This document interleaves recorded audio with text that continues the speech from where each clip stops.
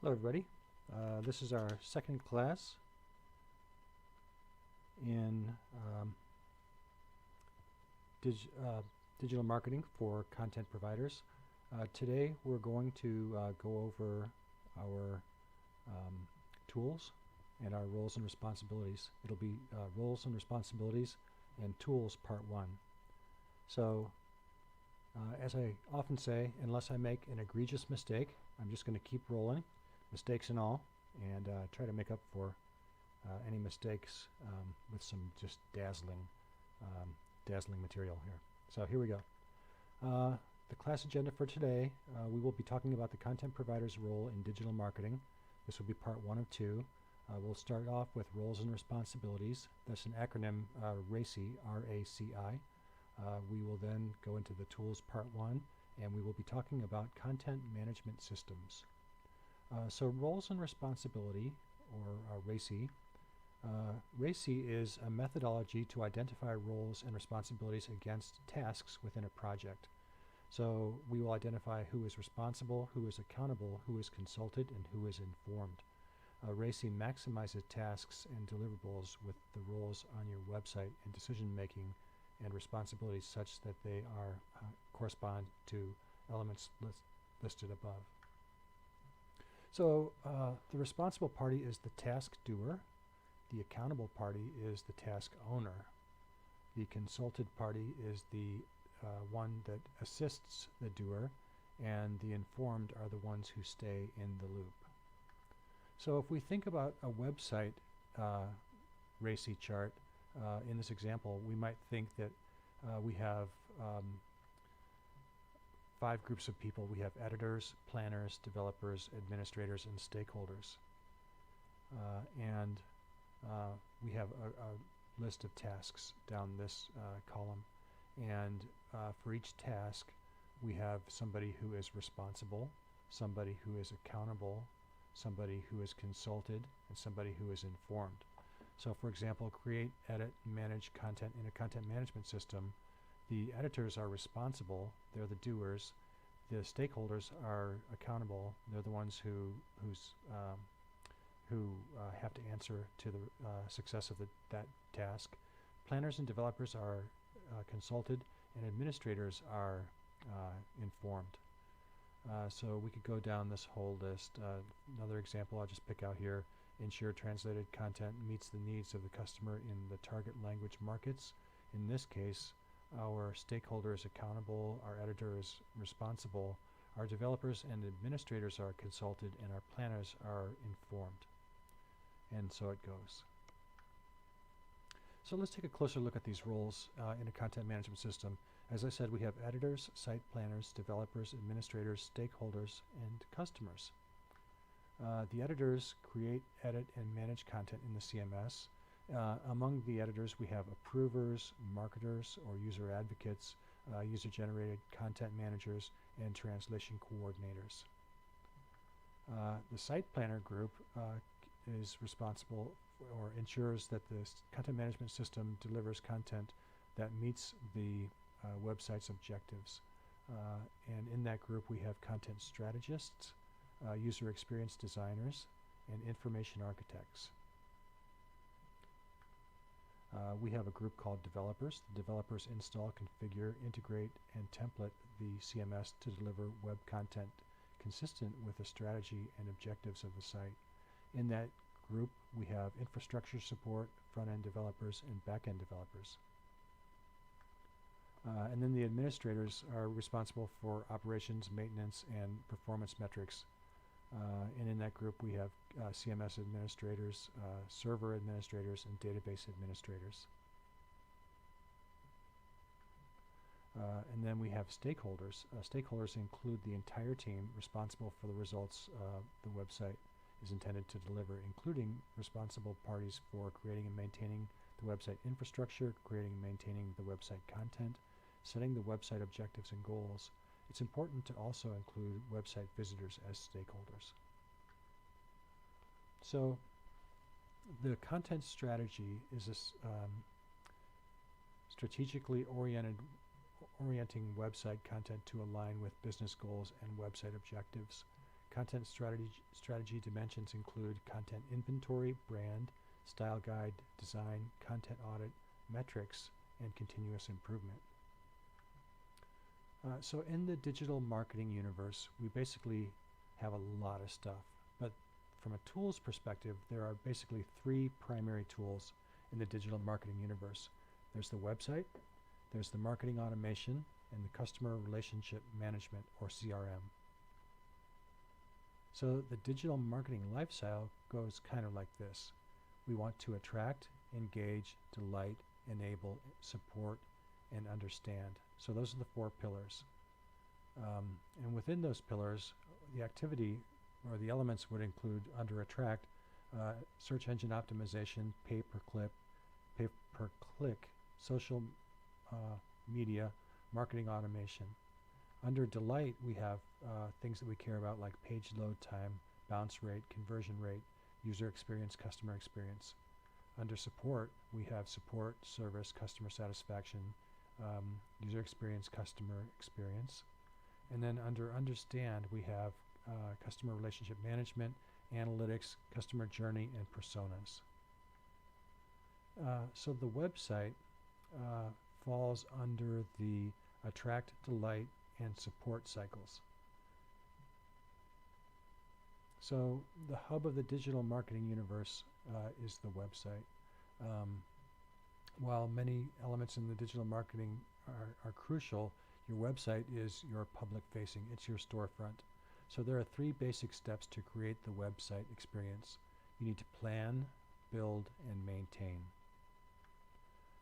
Involved in planning, you want to figure out first what's in scope. Are you replacing an existing CMS? And if so, are you doing a lift and shift? Or are you going to reskin or reorganize the CMS? Each of those will cause a different amount of bandwidth consumption or time that it would take, time and energy to do that. Lift and shift just means you take your existing database, you do not do any kind of reorganization or redesign, you simply move it brick by brick to a new content management system. Reskinning means you will change the look and feel, and reorganizing means it's all up for grabs, navigation, search, functionality, all that stuff.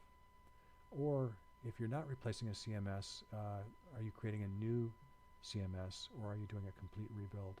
In this section, we will assume that we're doing a new CMS or a complete rebuild. In other words, we're going to cover everything it takes. So before you start, there are three elements that you need to do to plan your website. You need to determine the purpose of the website. I said three, and then there are four there. Okay, so there are four. You need to figure out the purpose of the website. You need to figure out who your intended audience is. You need to do usability planning, and you need to set your website key performance indicators, or KPIs. So when you determine the purpose of the website, you determine your primary purpose and then your secondary purpose. But your secondary purpose will always be a subset of the primary purpose. Examples of the purposes of websites could be to generate leads, to provide service, to educate, to increase brand awareness, to increase domain authority, to engage potential customers, or to persuade hearts and minds. In order to do that, you need to analyze your digital landscape. What's the competition doing on their site? What are the best of the best, the Bobs, that you want to be similar in similar industries doing? Or what can you learn not to do from the worst of the worst, or the wows? You have the Bobs and the wows. What are the trends in your market? Given your visitors' traits, what are some of the inspirational sites? So we could mind map this out, and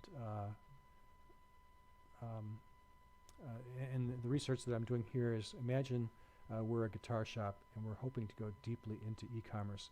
What would we do to inform our website?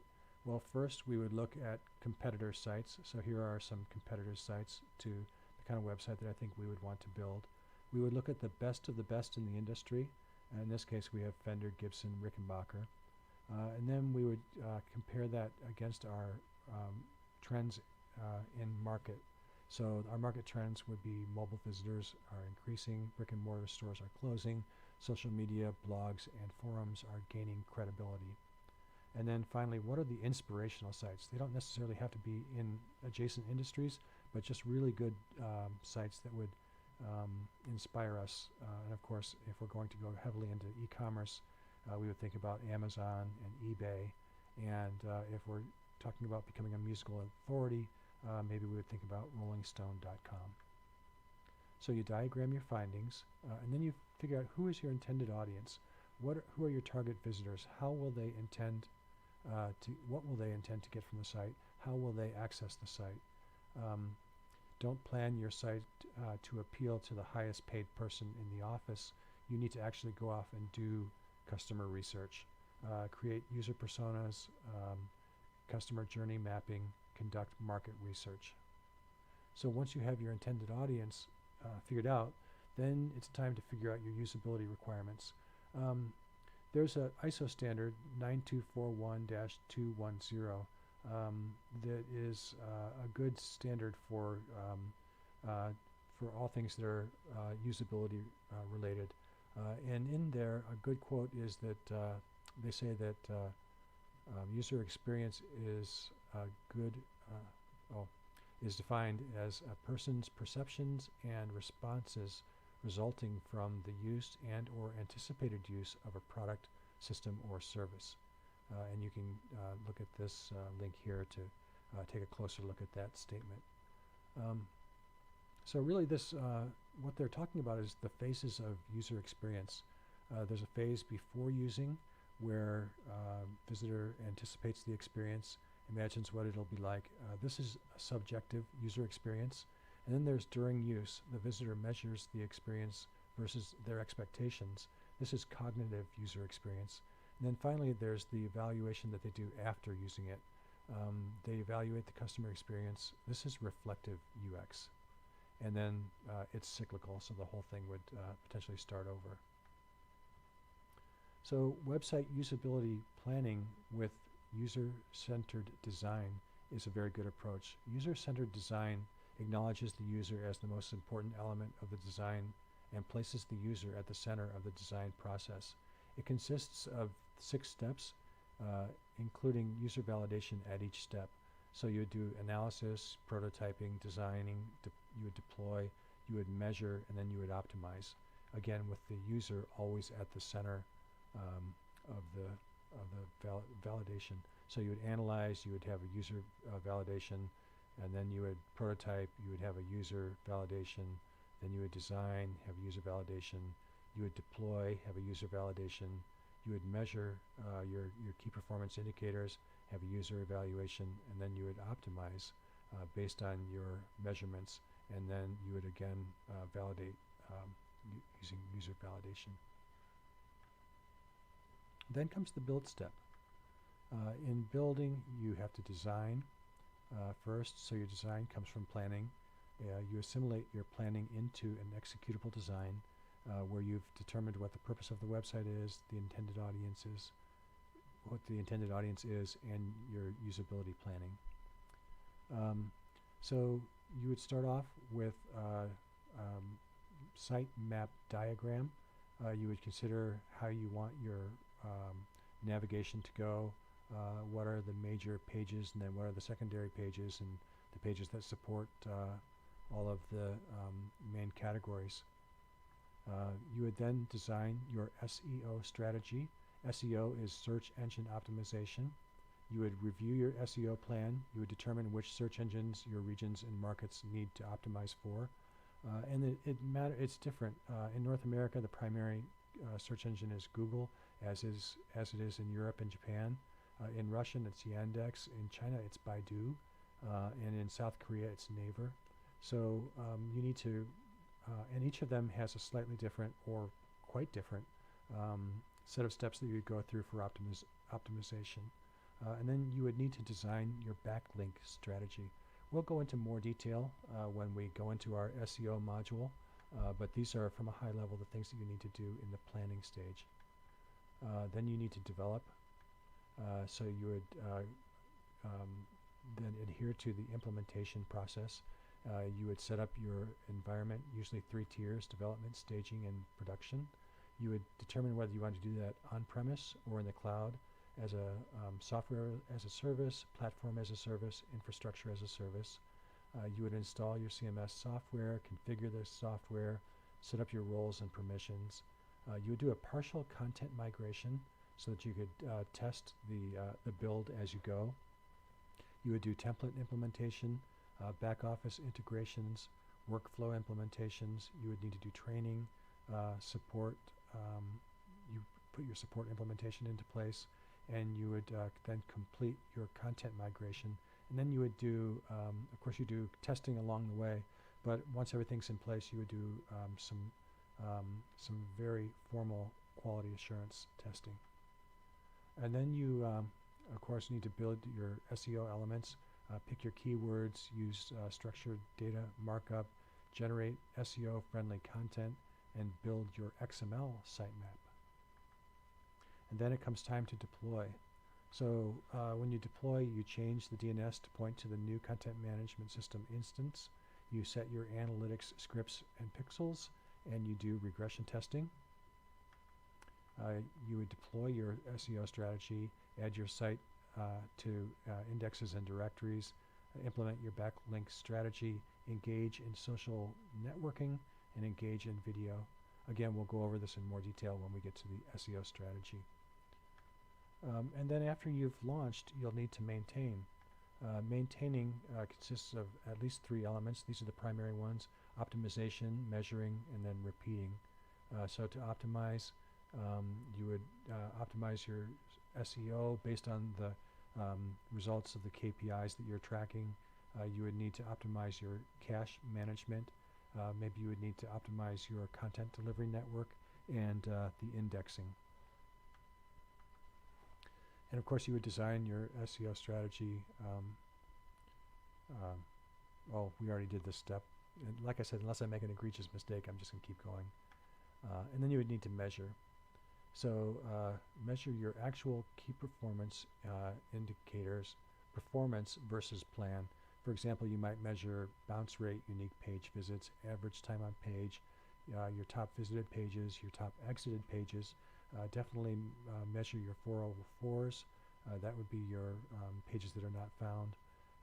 You would need to maybe a KPI could be your page load time, on search queries.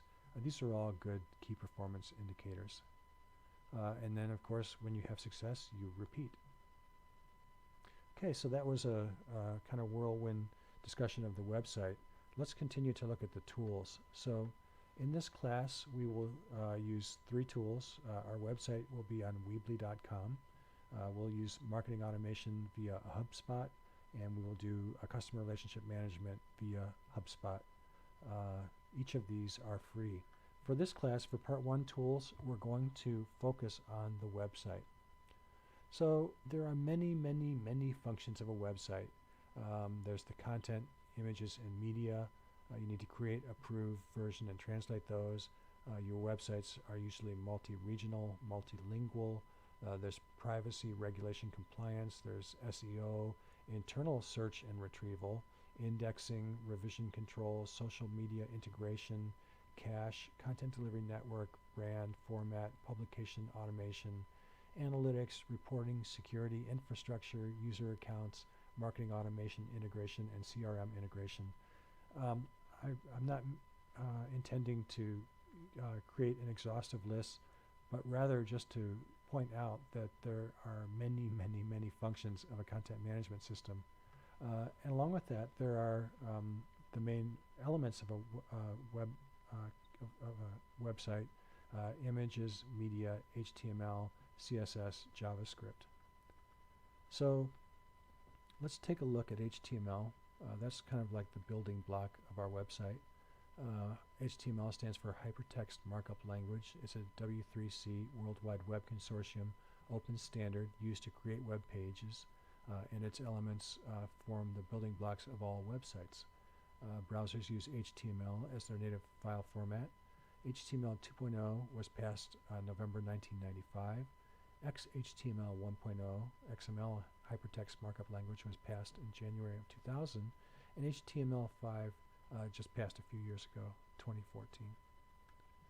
So HTML can be simple. So you could type the following into a text editor, save it as a file name, and then open it in any browser. And it would look, the code would look like this, but the browser view would look like a browser view. Cascading style sheets. Cascading style sheets are W3C open standard. CSS is a style sheet language for assigning presentation characteristics to web pages. There's also a validation service that you can go to make sure that your CSS is valid. So you can have internal CSS or external CSS. Internally, you would use the style element, or externally, you would use the link element. So here's kind of how that works. So if we have internal CSS right here in our HTML file, we have our style element, open tag, close tag, and then we have our cascading style sheet instructions within that style sheet. So if we were to view that in a browser, it makes the styling changes that we prescribed in our cascading style sheet. Similarly, if you want to do an external CSS, which is by far the more prevalent, you would link to a style sheet and you would give the destination or the location of the style sheet, and then once you and so then this is, in this case, we're calling it MySki CSS, and MySki CSS is an external file adjacent to that HTML file that gives some instructions, and it creates the same result. JavaScript. JavaScript is another element on our website, very important on websites. JavaScript is a European Computer Manufacturer Association open standard for programming web pages. It can be internal or external using the script element with the SRC attribute for external. So if it's internal, we have the script element that actually has the function, the JavaScript function, embedded in the file. The file then references the function in the ID that says ski-1. So ski-1 is associated with this button, my switcher, and what that does then is it displays this text, but then it gives you this button, and when you press the button, the text changes based on the JavaScript instruction. So external JavaScript we have here in the script where we've identified the script is switch.js. It's adjacent to the HTML file. Here's that script. We view it in the browser. We push the button, and the same effect happens as it did with the internal JavaScript. So let's do a quick exercise. You should pause this video and do this exercise yourself, but I'll go through it right now. So basically, what we're saying is that we're going to create a folder on our desktop called DM4CP. So I'm going to do that. New folder, and I'm going to name it DM4CP. Not sure if you heard my dog barking in the background there, but that's okay. He's welcome to be in these videos. So I've created that folder. I'm going to open the folder, and in the folder I'm going to create a text file. On the Windows we would do right click, new, and just pick the text document. On the Macintosh you would actually have to open up your text editor and do a file new and create the text file, either using Content Wrangler, I think that's what it's called, or the other text editors that I recommended in the first class. So we're going to rename this file1.html. Okay, and then we're going to open this in our text editor. So I'm going to pull up my text editor. In this case, since I'm using Notepad++, I'm going to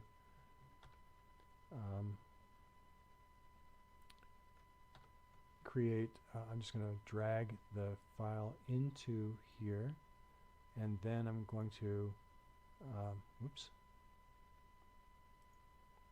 I'm going to create a simple HTML file, In this case, we can actually just copy the HTML here.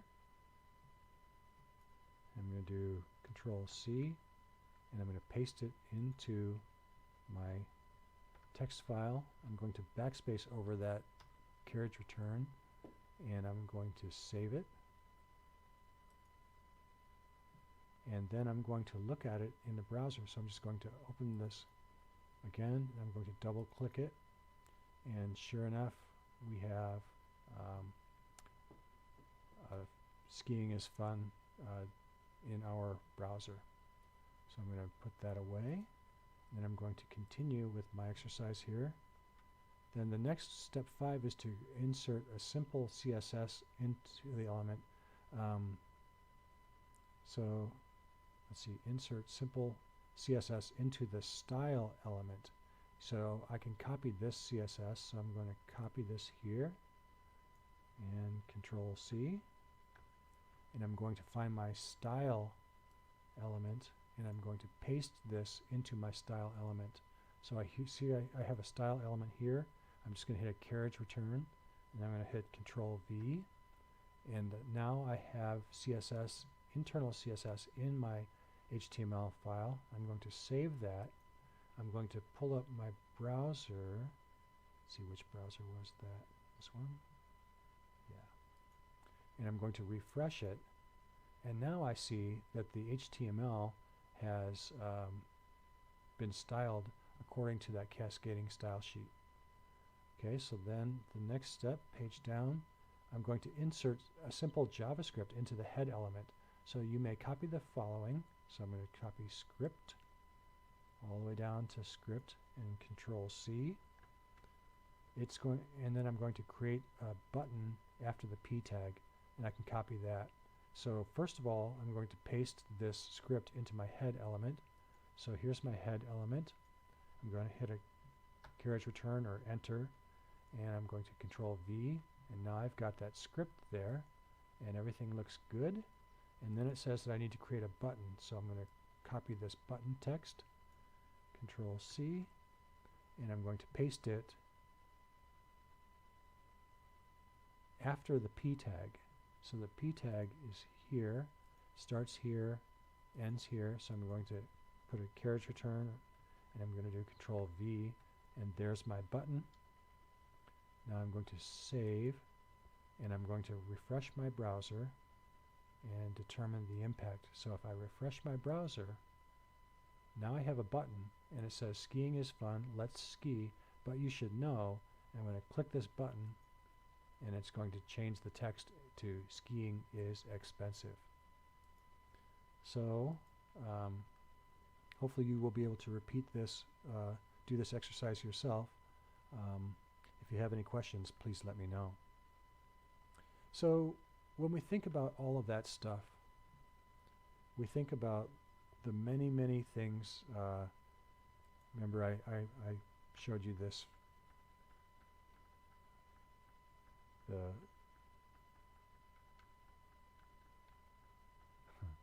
many, many things, all of these things the website can do, all of these elements, and then we actually did an exercise for each of these elements. And we think to ourselves, how are we going to manage all of that stuff? We could do it by hand on a file server. It's possible, but when you think about it, how are you going to manage all of this, the planning, the building, the maintaining, all of those elements, all the functions, excuse me, the CSS, the JavaScript, and the different ways that you can manage that? That's a lot of stuff to manage. The answer is use a content management system, a CMS. The content management system is involved in all cycles, all of the life cycles in digital marketing: the attract, delight, support, and understand. The CMS tool we'll use in this class is Weebly. It's not strictly a CMS tool, but I think it demonstrates enough of the functionality that for an introductory class it will be just fine. It's a free tool. It offers a lot of storage and CSS and JavaScript capabilities. So what is a content management system? Content management system is a software package, usually server-based, usually connected to a database, that provides automation, optimization, productivity aids, publication schemes, user and role management, and security. The features, there are some primary features and nice-to-have features. The primary features, kind of the table stakes for a content management system, is you have to do content modeling, content aggregation, editorial workflow, usability, publication and output management, content control, permissions, state management and workflow, versioning, navigation, taxonomy, and search optimization. The nice-to-have functions would be multilingual support, personalization, analytics, form building, file management, image management, media management, URL optimization capabilities, multi-site capabilities, APIs, extensibility, and reporting and dashboards. So the system architecture looks kind of like this. We have a presentation layer, which interacts with our application layer, which interacts with our back office integration. There are a lot of parts here, but basically there's the part that the visitors can see, which is activated by applications, which might need to dip into other parts of our ecosystem that are not necessarily part of the website. So the website that we will use in class is Weebly, as I said before. You can go here to see my website, but basically it's got all of the tools. Remember we talked about all of that, all of the things that make up a website. This content management system actually manages that for us. So we could actually go to this website, and you can see the one that I made using this free tool. Nothing complicated about it. In fact, I just used the templates that they create, and I will, as part of your project, you will be required to make a website in Weebly that has probably 3 pages, that is optimized for SEO, that is connected to your marketing automation and your CRM, and that has analytics hooked up to it. So once you start your Weebly account, which by the way I will walk you through how to do all of that stuff that I just said. So I wouldn't recommend that you start it now, just kind of showing you this as a reference. Okay, that's it. So that was class 2.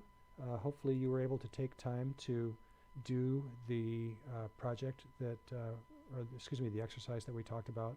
I know that I went through it rather quickly. I expect that it'll take you twice as long, 3 times as long, or maybe you'll do it as fast as I did. And remember, don't get frustrated if it seems complicated to you, or if it doesn't exactly go right. We will allow plenty of time in class to go over anything that you didn't understand or that didn't work for you, and we'll make it work for you. Also, we will have a separate class for each of those requirements for the projects that I just talked about, where I will actually walk you through how to do each of those things. So hopefully that wasn't too bad. Congratulations on having made it through your first online class. Hopefully you were able to complete the reading that went along with this class. If you have any questions about the reading or about anything that I went over in class, please feel free to email me, or we can just discuss it in our next in-class session, which will be class 3. So with that, thank you everybody. Please let me know if you have any questions. Have a great night.